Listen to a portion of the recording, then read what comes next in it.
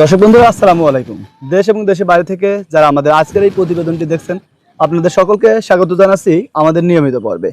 দর্শক বন্ধুরা, আমরা এই মুহূর্তে অবস্থান করছি একটি হাইব্রিড জাতের করলার জমিতে। দর্শক বন্ধুরা, এই এলাকাটিতে প্রায় 1000 বিঘার চাষ করেছেন এই করলার। এই অঞ্চলের প্রত্যেকটি কৃষক ভাইরাই চাষ করে থাকেন এই করলার। এক কথায় এখানকার প্রধান ফসল বলা চলে এই করলা। দর্শক বন্ধুরা, এই করলার বাম্পার একটি ফলন হয়েছে। দর্শক বন্ধুরা, আপনারা দেখুন কি পরিমাণে ফলন হয়েছে। তো এই পরিমাণে ফলন ফলাতে হলে কিভাবে এটা চাষ করতে হয়, কি কি পরিচর্যা করতে হয়, কি কি ভিটামিন ব্যবহার করতে হয়, কীটনাশক, ছত্রাকনাশক, পাশাপাশি যে পরিচর্যাগুলো রয়েছে, তো আজকের এই ভিডিওতে আমরা নাজমুল হাসান ভাইয়ের সাথে আলোচনার মাধ্যমে এই সম্পূর্ণ তথ্যচিত্র তুলে ধরার চেষ্টা করব। আমি মাহমুদুল হাসান। সম্পূর্ণ প্রতিবেদন জুড়ে আমাদের সাথেই থাকুন এবং আজকের এই করলা চাষের দারুণ তথ্যচিত্র উপভোগ করুন। তো চলুন আমরা কথা বলি নাজমুল হাসান ভাইয়ের সাথে।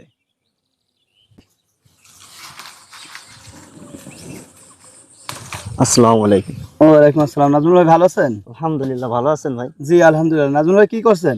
এই করলা তুলছি ভাই। করলা তুলছেন? জি।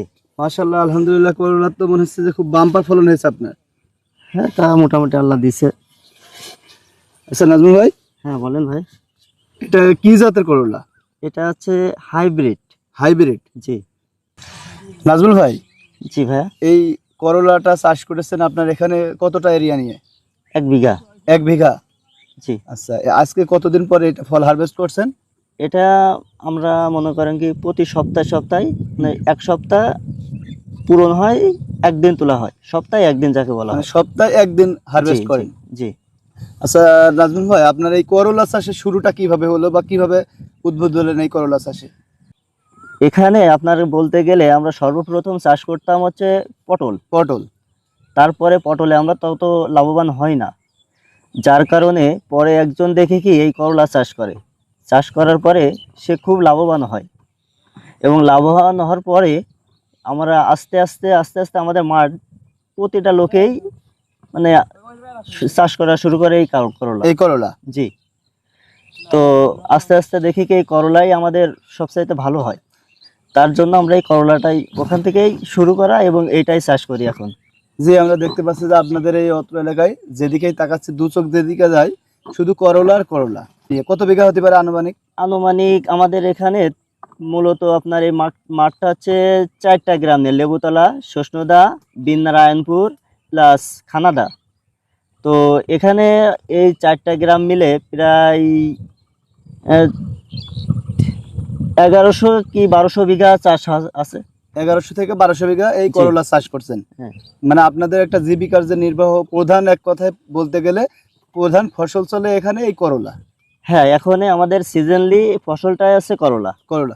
আচ্ছা, আপনি একটু এটা রাখেন, আমাদের সাথে একটু কথা বলেন, উঠে আসেন। নাজমুল হাসান ভাই। জি ভাই বলেন। আচ্ছা, তাহলে এই করলার চাষ করতে হলে প্রথমে কেমন জমি হলে ভালো হয়? এটা হচ্ছে মূলত বেলে দোআঁশ জমি হলে সব থেকে ভালো হয়। বেলে দোআঁশ মাটি হলে সবচেয়ে ভালো হয়? জি। আচ্ছা, এই যখন আপনি চারাটা রোপণ করবেন তখন এই জমিটা প্রস্তুত করতে হয় কিভাবে? প্রস্তুত সর্বপ্রথম আমরা এটাকে আপনার টিএসপি, পটাশ, গন্ধব সারগুলো প্রয়োগ করে জমিটা ভালো করে চষে নেই। নেওয়ার পরে ওখানে মনে করেন সুন্দর করে বেড করে ওখানে সেচ দিয়ে দেই। দিয়ে আমরা চারা রোপণ করি। চারা রোপণ করেন? জি। বীজ না? না না, চারাটা অন্য জায়গা থেকে তৈরি করেন? বীজটা আমরা আলাদা এক জায়গা থেকে ওটা সব তৈরি করে নিয়ে তারপরে আমরা রোপণ করে মানে ভুইতে মানে একটা বীজতলা রেডি করেন, সেখানে বীজটা রোপণ করেন, করে ওখান থেকে চারা বের হলে সেই চারাটা জমিতে উঠায় নিয়ে এসে এখানে এসে রোপণ করি। আচ্ছা, চারাটা রোপণ করছেন, এক একটা চারা থেকে এক একটা চারার দূরত্ব কতটুকু দিচ্ছেন? এক একটা চারা থেকে এক একটা চারার দূরত্ব থাকে 2 হাত। 2 হাত? জি। আর বেড থেকে বেডের দূরত্ব? বেড থেকে বেডের দূরত্ব থাকে আপনার হচ্ছে 10 হাত প্লাস। 10 হাত 10 হাত প্লাস? জি। আচ্ছা, এই চারাটা রোপণ করা থেকে শুরু করে কত মাসে ফুল বা ফল আসে? চারাটা রোপণ করার 1 মাসের ভিতরেই ফুল ফল আসে। তো মূলত ধরা যায় যে আমরা 1 মাসের ভিতরে ফলটা পাই। 1 মাসের ভিতরে প্রথম ফলটা পাচ্ছেন? জি জি। হ্যাঁ হ্যাঁ। আচ্ছা, এই চারা থেকে শুরু করে ফল হারভেস্ট করার আগ পর্যন্ত আপনার জমিতে যে মাচাটা দিয়েছেন, টালটা দিয়েছেন, জি সুতালি ব্যবহার হয়েছে, বাঁশ ব্যবহার হয়েছে, খুঁটি ব্যবহার হয়েছে, বা কৃষক নিয়েছেন, জমি পরিচর্যা করেছেন, প্রস্তুত করেছেন। তো এইগুলো করতে আপনার 1 বিঘা জমিতে কেমন খরচ হয়ে থাকে?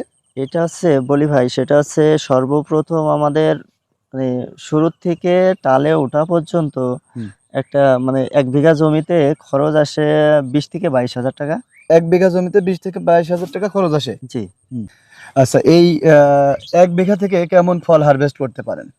1 বিঘা থেকে প্রথম আমরা একটু কম পাই, বিঘায় আপনার 10 মণ করে ওঠে। আস্তে আস্তে 1 সপ্তাহ 2 সপ্তাহ যাওয়ার পরে হুম। ওটা আপনার হচ্ছে বিঘায় দেখা যাচ্ছে 25 মণও ওখান থেকে আমরা হারভেস্ট করতে পারছেন। হ্যাঁ উঠাতে পারি। আজকে যে পরিমাণে আপনার ফলটা হয়েছে বা যে ফল আপনি হারভেস্ট করলেন আমরা দেখতে পেলাম, তো মোটামুটি 1 বিঘা জমি থেকে আজকে কি পরিমাণে ফল উঠছে আপনার?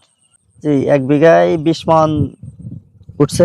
20 মণ প্লাস হবে আর কি। হ্যাঁ প্লাস হবে, তো ধরছি 20 মণ। 20 মণ ধরছে। হ্যাঁ আচ্ছা, এখন বাজারের মূল্য কেমন এটা?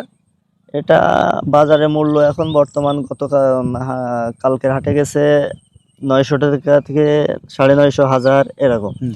আর আজকে হয়তো কিরকম যাবে এটা বলা যাচ্ছে না, বলা যাচ্ছে না, মানে বাজারের উপর দামটা একটু নির্ভরশীল। কম বেশি ওঠানামা করে জি আর জি কি। বাজারের উপরে নির্ভরশীল। তো আছে, আপনারা এই ফলটা হারভেস্ট করেন কতদিন পর পর? এটা আছে আমরা 1 সপ্তাহ পর পর উঠানো হয়। সপ্তাহে একবার উঠান? জি সপ্তাহে একবার উঠানো হয়। আচ্ছা, সপ্তাহে একবার উঠান, 1 বিঘা জমি থেকে 20 মণ প্লাস পেয়ে থাকেন ফল, হ্যাঁ এবং বাজারের যে দামের যে তুলনাটা রয়েছে মানে উঠানামা হ্যাঁ করে, এটা আছে বাজার কখন কিরকম হাফ ডাউন হয় এটা। সেই ক্ষেত্রে দেখা যাচ্ছে যে মিনিমাম 1,000 টাকা ধরা যায়। হ্যাঁ তো 1 বিঘাতে 1 সপ্তাহে ফল হারভেস্ট করতে পারছেন 20,000 টাকা প্লাস। জি এই ফলটা হারভেস্ট করার শুরু থেকে কত মাস পর্যন্ত হারভেস্ট করা যায়? আমরা 3 মাস পর্যন্ত মানে ফলটা সংগ্রহ করতে পারি। 3 মাস পর্যন্ত ফলটা সংগ্রহ করতে পারেন এই জি পর্যায়ক্রমে। জি আচ্ছা, তাহলে 1 বিঘা জমি থেকে 3 মাস পর্যন্ত আপনারা ফল হারভেস্ট করছেন, লাগানো থেকে শুরু করে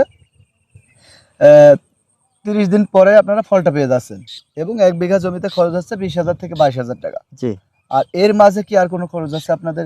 আছে, এর ভিতরে খরচ আছে। দেখা যাচ্ছে আমাদের জমিতে যে আগাছা হয়, এই আগাছাগুলো নিড়ানি দিতে হয়, তার জন্য লোক মানে কৃষক নিতে হয়। যে অনেক লেবার নিতে হয়। হুম।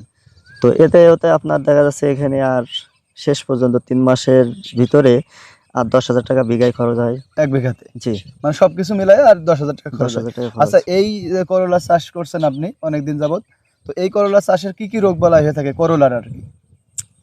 করলায় দেখা যাচ্ছে প্রথম অবস্থায় আমাদের একটা পোকা আসে, সেটা হচ্ছে সুসি পোকা, সাদা। হুম। এই সুসি পোকাটাই আমাদের গাছগুলো নষ্ট করে ফেলে। হুম। গাছের পাতা চুষে গাছগুলো, অধিকাংশ গাছগুলো সাদা একটা হাই করে ফেলে। এর জন্য ওষুধ প্রয়োগ করি। হুম। প্লাস আস্তে আস্তে আস্তে আস্তে যখন ফল এসে যায়, হুম। এসে গেলে একটা পোকা আছে, দেখতে ভেমরোলের মতোই প্রায়। তো ভুল মারা পোকা। হ্যাঁ ওটা হচ্ছে এমন একটাই যে ছোট যখন একটা জালি পড়ে, তো ওই জালিতে যখন হুল মারে, হুম। ওই আস্তে আস্তে ওইটা লাল হয়ে নষ্ট হয়ে যায়। লাহে নষ্ট হয়ে যায়। এই একটা সমস্যা। হুম। তৃতীয় সমস্যা হচ্ছে যে একটা দড়া পোকা আছে। হুম। দড়া পোকাটা আস্তে আস্তে আপনার উঠতে গায়ে লাগতে লাগতে খাইতে খাইতে মানে ওর ভিতরে ঢুকে যায় ফুটা করে। ফুটা করে। এই একটা পোকার সমস্যা। তারপরে আস্তে দেখা যাচ্ছে যে গাছগুলো একটু হয়ে গেলে তাতে একটু ভিটামিন প্রয়োগ করা হয়। হুম। তারপরে আপনার হ্যাঁ, যখন ছত্রাকের এটা আসে তখন আমাদের ছত্রাকনাশক ওষুধ প্রয়োগ করা হয়। প্লাস করলা যখন পচে যায় তখন আপনার ওখানে পচা ওষুধ ব্যবহার করা হয়। এইগুলো ইত্যাদি আরো অনেক আছে। আচ্ছা, এইগুলো কি আপনার গাছে রোগ দেখা দেওয়ার পরে আপনারা ওষুধ স্প্রে করেন, নাকি আগে থেকেই নিয়মিতভাবে স্প্রে করেন? প্রথম অবস্থায় স্প্রে করি, তারপরেও আপনার রোগ অনেকেই দেখা যাচ্ছে রোগ বেলা যখন মানে খেতে পুরো এসে যায় তখন ওইটা ব্যবহার করে। জি তো আপনার মতে কি মনে হয় যে রোগ বলে দেখা দেওয়ার আগে যদি স্প্রে করা হয় ভালো হয়, নাকি দেখার পরে স্প্রে করলে ভালো হয়? রোগ বেলা দেখার আগেই ওইটাকে স্প্রে করলে ওটা ভালো হয় সব থেকে। ভালো হয়, জি যাতে আপনার ওই রোগটা না আসে। না আসতে পারে। জি তো তাহলে আমরা যেটা পাচ্ছি যে আপনার এই করলা চাষ করতে আসছেন, আসার পরে এর বেশিরভাগ সমস্যা হলো পোকার আক্রমণ। জি তো পর্যায়ক্রমে যদি পোকা লাগার আগে কীটনাশকটা স্প্রে করা হয় তাহলে এখানে আর কোনো সমস্যা নাই। না আর যে ছত্রাকের আক্রমণ হয়ে থাকে ছত্রাকনাশকটা ব্যবহার করছে, জি ব্যবহার করা আর হয়। মাঝে মাঝে একটা ভিটামিন ব্যবহার করছে, জি মোটামুটি এটাই। জি গাছটা আচ্ছা, সতেজ রাখার জন্য। গাছটা সতেজ রাখার জন্য, আর পাশাপাশি আগাছাটা নিড়ানি করে দিচ্ছেন।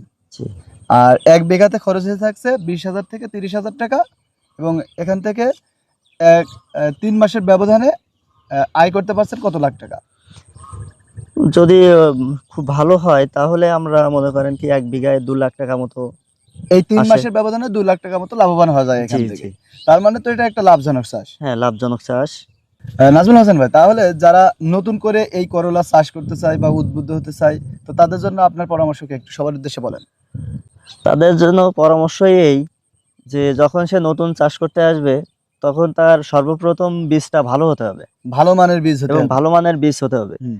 এবং পরিচর্যাগুলো সুন্দর হতে হবে। পরিচর্যা এই যে আমরা যেভাবে ভিটামিন প্লাস কীটনাশক যেগুলো প্রয়োগ করছি হুম। ওইভাবে প্রয়োগ করতে হবে, এইভাবে প্রয়োগ করতে হবে। তাহলে সে ভালো মানের ফসল পাবে।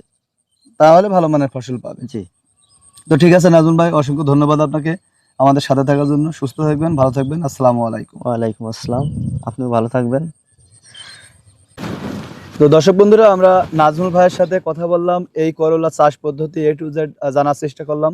তার মধ্য থেকে যে বিষয়গুলো আমরা পেলাম, এই করলা চাষ করতে হলে আপনাকে প্রথমত ভালো মানের বীজ সংগ্রহ করতে হবে, আর পাশাপাশি এই করলা চাষের কিছু সার ব্যবহার করতে হয় মাটিতে, এবং এই করলার কিছু রোগ বালাই হয়ে থাকে, তার মধ্যে পোকার আক্রমণ রয়েছে এবং ছত্রাকের আক্রমণ রয়েছে, পচা যেটাকে বলে। আর পাশাপাশি একটা ভিটামিন ব্যবহার করছেন। এই 3টা জিনিসের ব্যবহারই থাকছে বেশি বা পরিচর্যা। তো এইগুলো করলে আপনি এখান থেকে 1 বিঘা জমিতে 20 থেকে 25,000 টাকা খরচ করে 3 মাসের ব্যবধানে 2 লক্ষ টাকা প্লাস ইনকাম করতে পারবেন। তো আমরা আশা করছি এটা একটি লাভজনক চাষ। আপনারা চাইলে এই করলা চাষ করতে পারেন এবং আর্থিকভাবে স্বাবলম্বী হতে পারেন, পাশাপাশি আমাদের কৃষিকে এক ধাপ এগিয়ে নিয়ে যেতে পারেন। তো আমাদের কৃষকের তথ্যর আজকের পর্ব আমরা এখানে শেষ করছি। সবাই ভালো থাকবেন, সুস্থ থাকবেন। আসসালামু আলাইকুম।